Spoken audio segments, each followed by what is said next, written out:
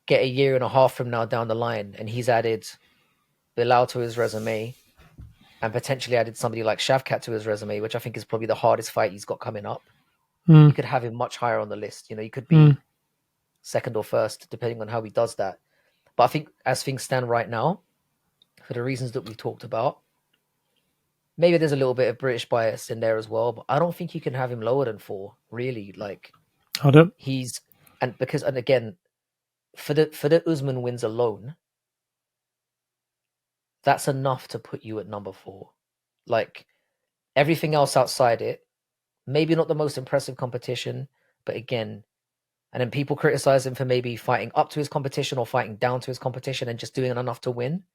That is a skill in itself. Like he doesn't go in there and get battered around like a pinata. Do you know what I mean? He's probably gonna be one of the, you know, if he stopped his career right now, he'd probably be one of the fighters that has the least CTE issues moving forward, if you know what I mean, because he's very defensively responsible. And I think that counts for something. I think sometimes, I know I've been spouting on about, yeah, competition and how exciting you are to fight. I don't think he's not exciting, but if you can get out of there winning, doing enough to win without getting your head caved in every time and just getting over the line that way, that means something to me. To me, that's impressive. And that's why he's one of the greatest welterweights and could potentially go even higher. He's the only one on this list right now, spoiler alert, that I think could actually go higher as of now. We're gonna have new people coming into the list. Like, you know, I suspect Shavkat's gonna be on everyone's list in a few years. You know, um, Bilal won't be, but um, he's the only one right now in that top 5 that has the potential to climb even higher Hmm. in the next few years. And that again, it's exciting, especially as a fellow Brit. You know, it's exciting. Yeah, well deserved number 4 for Leon Edwards. So I'll go number 3. This I is feel going to be like different. I know it. I feel like this is going to be different. Actually, I think this is where we go off the road again. I have a feeling. my number 3 is Matt Hughes.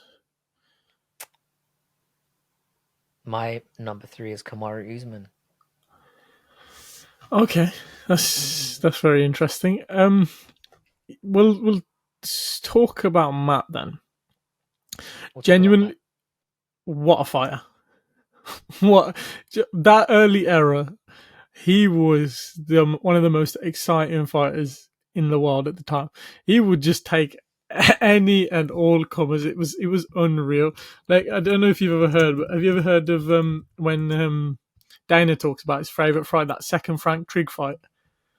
Frank Trigg was an absolute monster. Frank Trigg is a name that came up quite a lot when I was making notes for this. Actually, like, and he's yeah, God, he was a absolute savage.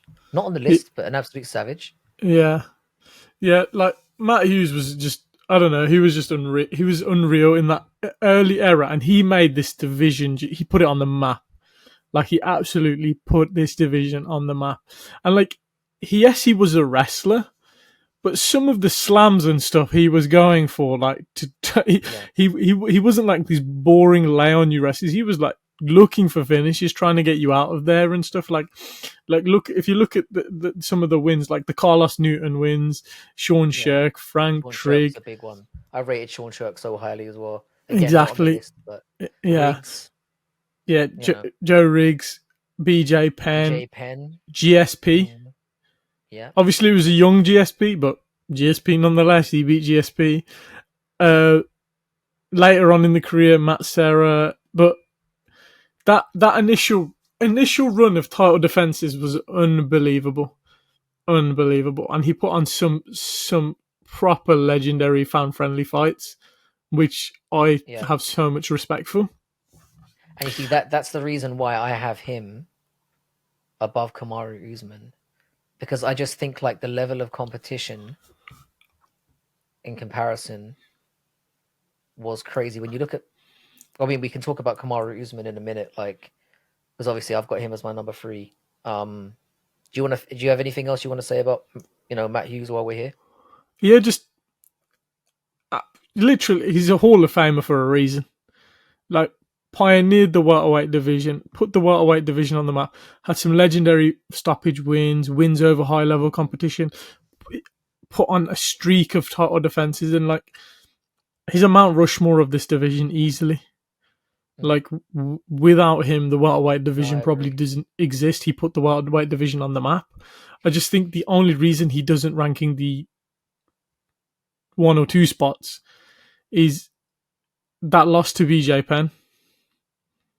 And don't get me It's wrong, much later on. BJ Penn was an absolute beast, but Mm. that loss to BJ Penn and then BJ Penn done a runner to fight Lyoto. Was that in It, Pride? I think it was. I think it was. I think it was. It might have been like. Yeah, I think it was Pride where they had the fight at 205 pounds, and then obviously the belt got vacated.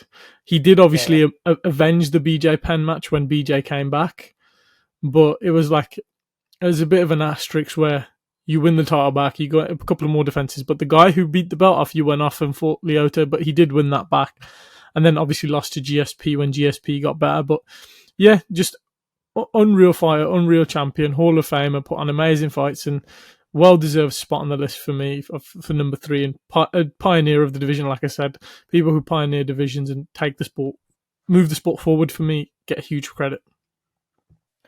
Yeah, I agree. I agree. I mean, like I said, I have him. I'm not going to tell him exactly where I've got him because I don't want to spoil it, but spoil it yet anyway. But I had him above Kamaru, who I'm going to talk about now.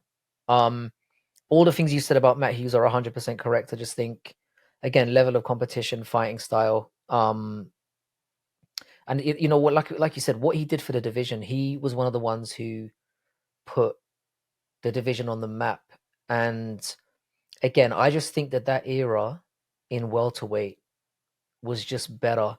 If you what really killed it for me in terms of putting him above Woodley, above Usman rather, is when you line the names up that Matt Hughes fought against the names that Usman fought.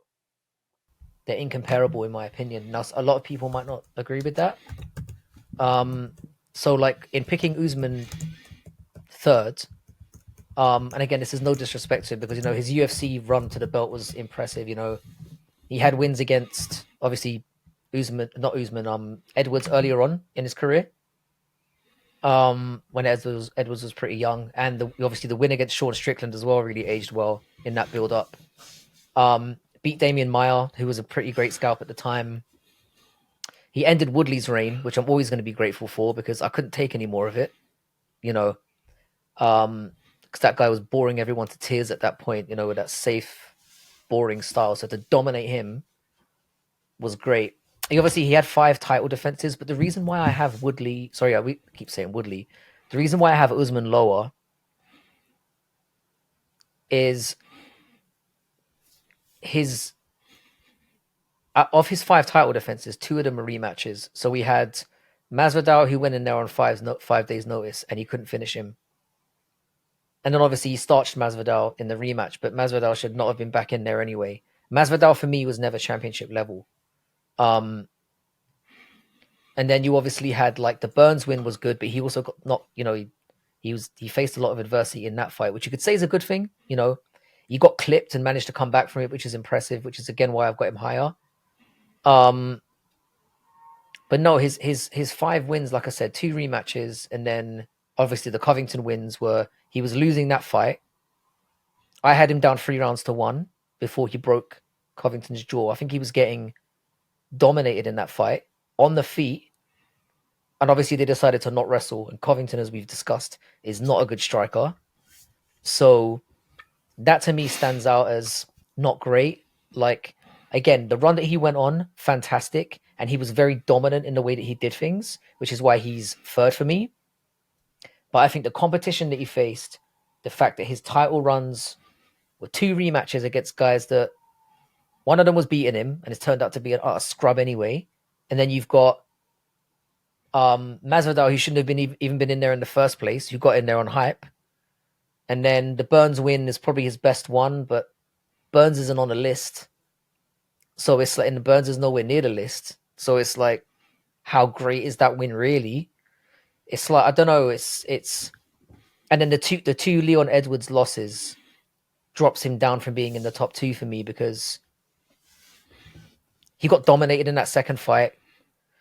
I don't know. Like I said, I rate Usman very, very highly, and he was at one point considered the pound for pound number 1. You know, so there's no taking away from the fact that the guy's amazing, and he developed as he went on. You know, developed a really good jab that became so effective, and I give him a lot of credit for that. He managed to elongate his run at the top for a while, but no, for me, there's just, and that's why I kind of had to edge Matt Hughes above him, because I just think it was the level of competition and the style of fighting, and for all the reasons I've mentioned to go against as an asterisk for Usman. That's why I had him at number 3 and not number 2. That's where I've got it. Yeah. So you're number 3. So who's your number 2? My number 2 is Matt Hughes. My number 2 is Matt Hughes. For all the reasons that I mentioned, I just felt like, and to be honest, I'm gonna be honest with you. We talked about this beforehand. We didn't really have a conversation about who we were gonna have as number 1, or we didn't talk about the lists specifically at all. There was a moment when I almost put Matt Hughes number 1, which sounds crazy, but yeah, I just think like it was the era. It was the era, the style of fighting, the competition that edged it for me. Like, so yeah, I had Matt Hughes as number 2, and I've already kind of mentioned the reasons why. Just the level of competition he faced, and just the way he did it, and the fact he was a pioneer, and incredible run when he did go on it. The guys he faced are incomparable, and the guys he beat are incomparable to the guys that Usman and any of these guys in the current era faced. It's incomparable, in my opinion. A lot of people are gonna absolutely roast me for that. I can just feel it, but I remember that era as being the best era in welterweight history. So Matt Hughes, because you thought better era, you think better competition. Yeah, and I just felt like he had a more exciting, fan-friendly style. And and again, what he did for the division. Again, we're talking about razor close. I think if Usman, and I'll have to say this as a caveat, if Usman goes 2 minutes longer and doesn't get head kick KO'd by Leon, if he shuts out Leon Edwards, he was literally 2 minutes away from getting Leon Edwards out of his life forever. That's how close it was. If he goes 2 minutes more, he's number 2 undoubtedly to me, and maybe have been well on his way to being number 1.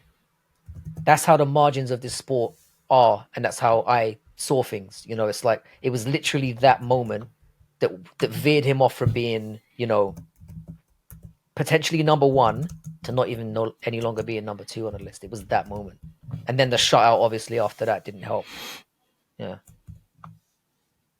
Okay, my number 2 is. You've got a smirk on your face. You're about to shit up the whole list, aren't you? I'm still literally. I've got him as 1A, 1B because I can't decide who I've got as number 1. Because we've got 2 people left, and that means I know who your number 1 is. Your number 1's GSP. It is. And I've literally been floating back and forth. Can I say something before you continue? Like, on my banner, I've got GSP. So I literally cannot. I realized when we started making this, I couldn't I would have looked like a complete troll. Like I was just trying to farm clout views if I'd said GSP was not number 1. Remember what I said earlier when I said a long streak I respect so much, and what GSP did I thought was amazing, and genuinely like he's like, you know, goats of MMA. Like people consider him in the GOAT status, and of course, I think what helps him is he's got that middleweight title win against Bisping, because double champ, this, that, and the other, blah, blah. But when you said the competition Matt Hughes fought better than Kamaru, I just can't agree with that. 15 fight. I didn't think you would. 15 fight win streak. Beat Colby twice. I know you say whatever about Masvidal. Okay, yeah, the boring performance, but then start to him. Burns, Leon, Strickland, RDA. Like, let me see if I can find it. and I've literally been sat here debating who should I have at number one, and I think GSP overall, Damien Meyer. I think GSP overall has. He will probably win my number one. I'm still going over it in my head because I think GSP has obviously those title wins against the better competition in the end. But Yeah. 15, he was literally a minute away from tying Anderson Silva. Obviously, Leon Head kicks him, but like, does GSP have the same success against Leon Edwards? I don't know. Here's a question: Kamaru Usman versus GSP. There was a time I thought Kamaru could have won, and again, it depends. It really matches up on the time. And if we're talking prime versus prime, I'd still go GSP. And again, the reason why I have GSP, I mean, we might as well talk about it. Seeing as you've got Usman and GSP so close, and like I said, I was really tempted to go on a troll job here. I really was. I was so tempted. I just don't think you can look past him. Like, he, again, if we're talking about pioneer status, he's responsible for bringing the UFC to where it is today. Like, he was a star before anyone was a star on that level. In terms of the eyes he was bringing to the sport, was incredible, and his CV, is ridiculous. He went on a 13-fight win streak after his one loss to Matt Hughes, where he was really young, really inexperienced. He probably wasn't ready for a title shot at that point. Again, the wins. He's got Sean Shirk. He's got BJ Penn. He's got Matt Hughes. He's got Fitch. He's got BJ Penn again. He's got Koscheck. He's got Hendricks, which was a very, very close fight. But again, he's got the win on record. And again, it was a very, very close fight. Yeah. Jake Shields, Dan Hardy. He beat everyone. Diaz. He beat pretty much everyone on my list that's not named Kamaru Usman and Leon Edwards. He beat everyone. Like, and what made GSP so impressive to me is not only would he go in there and win, but he would often go in there and beat the guy in the style that he was most known for. So he'd go in there against wrestlers and then out wrestle them. He'd go in against strikers and out strike them. It's like he made a point every time of going in there of beating you at your own game just to prove a point. Again, he went out on a 13-fight win streak. Usman has already lost 3 in a row, 2 of them at welterweight. I can't have Usman above GSP when I felt GSP's overall body of work. Who can you compare to on Usman's record? Well, maybe with Damien Meyer, there's a couple of others. Who can you compare to the likes of BJ Penn and Matt Hughes on GSP's list? Like, they're not even the guys who you mentioned, like Meyer, those guys. They're not even on your list. You've got Hughes on your list. He beat him. He beat BJ Penn twice, who was seen as probably one of the greatest catchweight fighters of all time at one point. The way he used to obviously bounce up and down. He ended his career on a 13-fight win streak. He won 13 fights in a row, and nobody goes out that way. Maybe John Jones might get 2, and obviously Khabib, but we can talk about Khabib's record another time, because that was, that's the most padded record I've ever seen in my life. But it's just the fact that, like I said, the way he would go in there and beat people at their game, the people he beat, and the era in which he did it, for me, I have to have him number one. And again, the margins were so thin between what do you call it? Matt Hughes, GSP, and Usman. It was literally like there were times when I had all 3 of them at different stages in the list. It's just for me, when I finally got down to it, I just felt like I could not overlook what GSP did for this sport, the way he did it, the streak he went on, the way he ended his career, all of it. Yeah. I think I have to agree with you. The only thing I'd say is in GSP's win streak, there are asterisks. The loss to Sarah. Yep. Usman don't have that.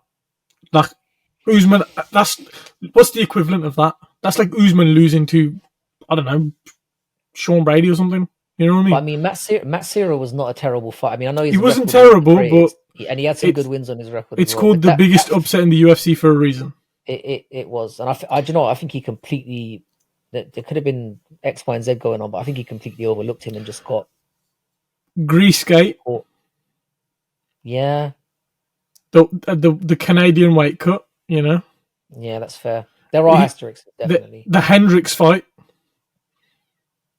But also, I mean, like, there's asterisks on Usman's career as well. Like, the amount of times this guy cheated in the cage was ridiculous. Fair enough. Cage grabbing, glove grabbing, nut shots that he didn't get docked for. You know what they say: if you ain't cheating, you ain't trying. You ain't trying. 100%. But the thing is, you see what I'm saying? The margins are so slim. It's like, I get you.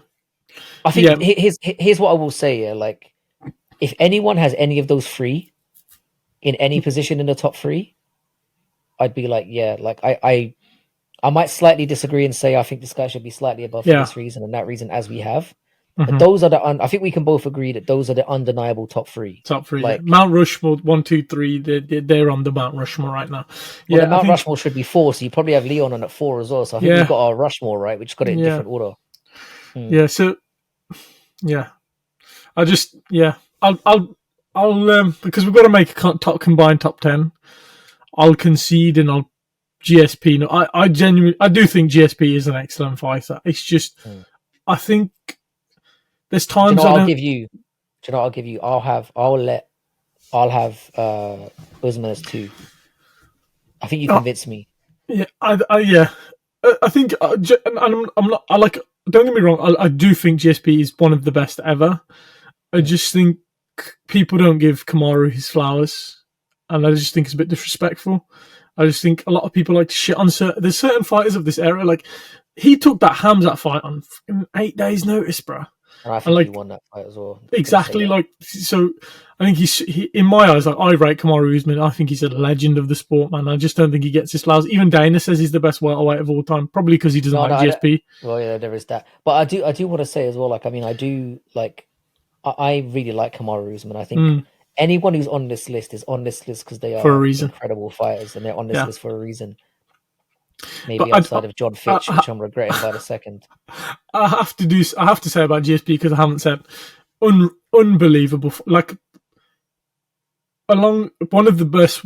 He's very well rounded. Like his game, like if you create a fighter on a game, like he probably has like his wrestling is probably the closest thing to 100, but everything else is probably at 70, 80, and then fight IQ as well. Like such a smart and technical fighter, and like always willing to learn, a proper martial artist. Like there's that story, like I want to learn a spinning. It's like a spinning wheel kick, and then John Danaher goes to Joe Rogan, and then he's literally willing to learn off Joe Rogan, who's never fought, to learn a better, turning side kick or something. Like he's like the ultimate martial artist, big game fighter, won the middleweight title as well. Like. And he's got, like you said, some brilliant wins, and he's beaten other people on this list, and even beaten somebody who I would consider one of the best fighters in their prime, BJ Penn. He beat that guy, and BJ Penn for me is one of the best fighters ever in his prime. So yeah, number 1, I'd say GSP. Number 2, I'd say Kamaru. Number 3, Matt Hughes, agree? That's fine with me. 4, Leon. Leon stays 4. Yeah. So our top 4 is concrete. Now it's just let's have a melee. From 6 till 10. Yeah, I had Woodley at 5. Who did you have? 5 Condit. No. I had Lawler at 5. I got Lawler at 6. Yeah. I'm happy to, because I'm such a fan. I think Lawler's great as well. I'll happily put Lawler at 5. I think Robbie Lawler is well deserved of an overall career. Robbie Lawler, I will go 5. Because Condit isn't on your list at all, Woodley has to be 6. I can put Woodley 6. I think that's reasonable. Johnny Hendricks 7. I've got Hendricks 7. because we have to bump Condit down a bit. I could have Woodley 7, but that means that as a negotiation tactic, I'm gonna have to have Condit at 8. Well, I've got Pat Miletich, Wonderboy, and Colby left. I'm not having Colby on. He's pissed me off. I don't care. Yeah, Pat, I did for the honorary, so I don't mind. I don't mind Carlos Condit at 8. So it's Wonderboy's the only guy I got left. Who you got left? Oh well, We can get rid of John Fitch. I can tell you that much because I was already regretting that one. So he can go. The question is, like, I mean, Jake Shields as well at 9. I mean, I don't really care that much about Jake Shields either. I think he was very underrated, and that's why I had him on there. And I think the guys he had wins over was why I had to include him. Honorable mentions, we never discussed them. Yes. So my honorable mentions were, I had Rory McDonald. I had Rory McDonald on mine. Nick Diaz. I had Nick Diaz as well. If we went overall welterweights, he was on my list. For that run in Strikeforce was unreal. Incredible. They used to call him the GSP hunter, man. He was unreal. He was. That's why I said that at the beginning of the, the whole thing we just had. I said, like, if this was for everything, the list would be different. So, like, I had that with, like, Diaz and people like that in mind, and McDonald even as well. Like, he had a really good career. I've got it says my honorable mention list. Carlos Condit was in mine. So at least he's there, yeah. Yeah. Damian Myers on mine as well. Damian Myers on mine. Thompson was on my honorable mentions, and Colby was on my honorable mentions as well. Yeah, I had McDonald, Condit, Nick Diaz, and Damian Myers on my honorable mentions. So I think Damian Myers had an underrated career. Very much so. Yeah, so 7, we've got Hendricks. Who we got 8? 8 Condit. 8 Condit. 9, I've got Wonderboy at 9. I'd be willing to put Wonderboy at 9 just because I really don't give a crap about Jake Shields. What do you call it? Jake Shields, and I don't really give a crap about John Fitch. The thing is, I feel like they do deserve recognition. And it was more again because, like I said, the competition level. But Woodley kind of falls into that era as well a little bit. So I'm sorry, not Woodley. Thompson falls into that era as well a little bit. I'm willing to put Thompson 9. I'm okay with that. And then 10, I've got Colby. I don't really care about Colby. Who are we putting it? Out of John Fitch, Pat Miletich. Let's go Miletich. Miletich for the history. Miletich was on my original list as well. Miletich, yeah. And I took him out like kind of at the last minute, so I'm happy to put Miletich at 10. There you have it then. So our combined... I can't believe we pulled that off. Top 10 UFC welterweights. Number 10, Pat Miletich. Number 9, Stephen Wonderboy Thompson. Number 8, Carlos Condit. Number 7, Johnny Hendricks. Number 6, Tyron Woodley. Number 5, Robbie Lawler. Number 4, Leon Edwards. Number 3, Matt Hughes. Number 2, Kamaru Usman. And number 1, the best welterweight in UFC history, GSP. Now, I'm just going to say this. I know that when this gets released, because I noticed from when we did the last video together where all we did was that we were having a light conversation about who the best strikers are.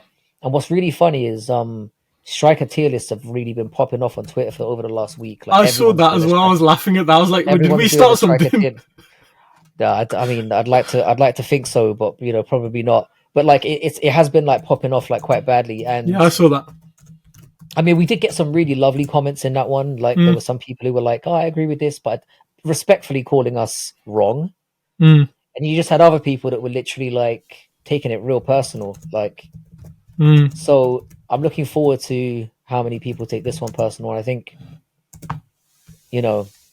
like I said, it's going to be interesting to see the backlash because people take welterweight very, very seriously, and it is a very, very contentious division. There's so many. I think a lot of divisions are like, and hopefully when we do more in the future, it's going to prove to be just as difficult as this one was. But yeah, it does come down to a lot of things. What eras, fight style. It all comes down to who you think and what makes you attracted to particular fighters. And I feel like that list is solid. Yep. Top 10 UFC welterweights of all time. Again, this was UFC, so I know a lot of you guys are going to be like, where's Nick Diaz? Where's this person? Where's Rory McDonald? Some of these guys did some of their better work outside the UFC. This was the UFC, top 10 UFC. If you want to see top 10 welterweights of all time, the only reason we didn't do that is because we'd have to do way more research, and we want to kind of get you a video out. So we were like, let's just stick to the UFC. Let's give some parameters so that we can actually get this done. Because I would still be probably thinking about it now. If we exactly. So before you hate and go mental at us, we've given you our top 10. You can hate and go mental as much as you want. Comment your top 10s. Give your reasoning. Yeah, give drop your them in. reasoning. We might be wrong. We want to know. We want to You hear. can be as personal as you want. Like Yeah, I've got very thick skin. like if So go you've for it. got, and I don't know, Michael Chiesa at number one, fair enough, bro. It's you. You know what I mean? Like, everyone's got their own opinion, man. Like, it is what it is. Yeah, Yeah, that's kind of our top 10 welterweights in been UFC fun. history. Yeah, it has been fun. I've enjoyed that one. Hope Tell us if you want to see this series more, the top tens. That's what we're kind of brandishing it. Yeah, I do top tens on my channel away from this, but this is the top tens where we debate it and we have to come up with an agreed list by the end of it. Did you Yeah. enjoy this? What top tens do you want to see us do? Obviously, there's like we can do other divisions and stuff, but is there niche ones you want us to do? Leave us like suggestions on what you want us to cover on the top tens. We've been going for quite a while. Bad MMA Math, anything before we head off you want to plug? Yeah, I will have another. I'm not sure if it's going to come out before or after this one, but I've got 2 pods coming out with Making the Walk MMA, which I'll link in the description at some point. And I think we've talked about doing work together at some point as well, so that might be something. There's going to be a 3-way collab going on at some point. So there's that, and also to look out for the video we're going to do on the MMA awards, which is probably going to come out around about the same time. I'm not sure. We haven't quite got around to that yet, but we will be releasing, we've come up with 10 different awards that we're going to discuss, and some of them are pretty interesting, and some of the, I think it's going to, again, incite some interesting conversations. So look out for that as well. And thanks for listening this far in. If you managed to get this far, well done to you. Yeah.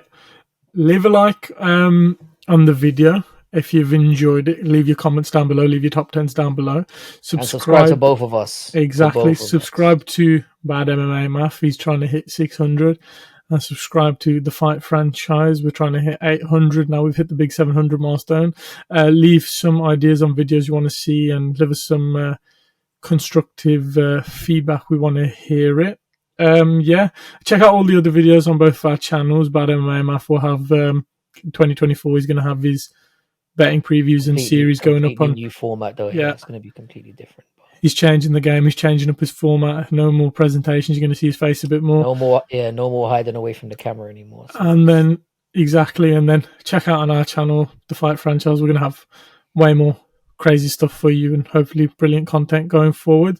So yeah, like, comment, subscribe, and we'll catch you in the next one, guys. We'll see you around in a bit. Peace.